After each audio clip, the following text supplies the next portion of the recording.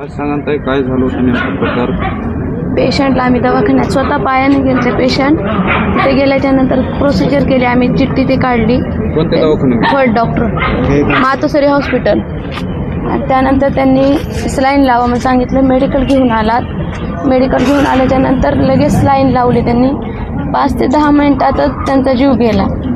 ह्याच्यावर आम्हाला third doctor आम्हाला कारवाई करायची आहे नाही. त्यानंतर हॉस्पिटल साई हॉस्पिटलला नेऊन त्यांनी ऑटोमध्ये टाकलं आणि ते तिथून फरार झाले. त्यांनी आम्हाला काय, मी स्वतः सोबत होते.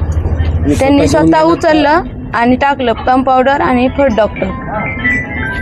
आता माझी मागणी एकच आहे, माझ्या आईला न्याय मिळाला पाहिजे. मी वर कारवाई करायला पाहिजे. पोलिसांनी याची नोंद घ्यावी. गुन्हा नोंद. मी माझ्या आईला दवाखान्यात घेऊन गेलो असता तिथं डॉक्टरच्या रॉंग ट्रीटमेंटमुळं आईचा आमचा जीव गेलेला आहे.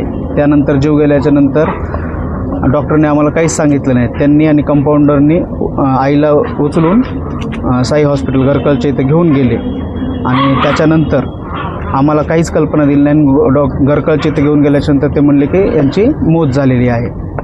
आणि आम्ही इथं सध्या सरकारी हॉस्पिटलला आलेलो आहोत पोस्टमॉर्टम करण्यासाठी. आणि त्याच्यानंतर त्या हॉस्पिटलमधील जे बिल आहेत, म्हणजे जे ट्रीटमेंट दिली होती, त्यांनी ते CCTV पाहावा. त्याचे आम्हाला CCTVचे जे रेकॉर्ड्स आहेत ते औषधाचे जे मेडिकलमधून जे पावत्या घेतल्या होत्या ते आम्हाला मिळाव्यात. आणि जे नंबर रजिस्ट्रेशन हे ते करून घेतला होता, जी योग्य ट्रीटमेंट दिली होती त्याचे योग्य कागदपत्र आम्हाला त्यांनी द्यावेत. आणि पोलीस प्रशासनाने आम्हाच्या याच्यावर नोंद घ्यावी.